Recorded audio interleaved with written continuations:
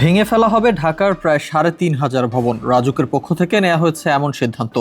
ইতোমধ্যেই ঢাকার নির্মাণাধীন ৩,৩৮২টি ভবনের অবৈধ অংশ চিহ্নিত করা হয়েছে। এমন তথ্য জানিয়েছেন রাজধানী উন্নয়ন কর্তৃপক্ষ রাজুকের চেয়ারম্যান ইঞ্জিনিয়ার মোহাম্মদ রিয়াজুল ইসলাম। নকশার ব্যত্যয় ঘটিয়ে নির্মিত এসব ভবন চিহ্নিত করে তা ভেঙে সঠিক জায়গায় নেয়ার কাজ শুরু করা হয়েছে বলেও জানিয়েছেন তিনি। বলেন, অবৈধ ভবনগুলোর কাজ স্থগিত রাখতে নির্দেশ দিয়ে পর্যায়ক্রমে ভবনগুলো আংশিক অংশ ভেঙে ফেলা হবে। প্রথম ধাপে সেবা সংযোগ বিচ্ছিন্ন, ফৌজদারি মামলা দায়ের করা, নকশা বাতিল এবং প্রয়োজনে ভবনগুলো সিলগালা করা হবে।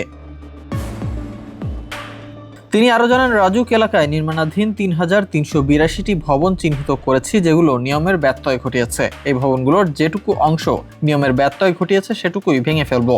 আমি যতদিন দায়িত্বে আছি তার মধ্যে এই কাজ চালিয়ে যাব। এগুলো ভেঙে হোক কিংবা অন্যভাবে হোক তাদের নিয়মের মধ্যেই আনবো। আমরা নিয়মিত মোবাইল কোর্ট পরিচালনা করছি।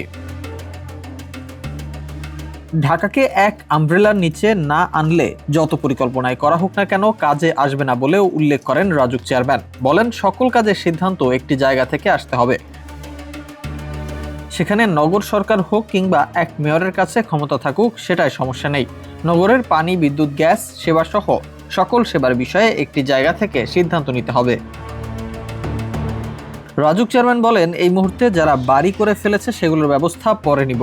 সব কাজ একসাথে করা সম্ভব নয়, তবে আন্ডার কনস্ট্রাকশন বিল্ডিংয়ে কোনো ব্যত্যয় ঘটবে না সেটা নিশ্চিত করছি।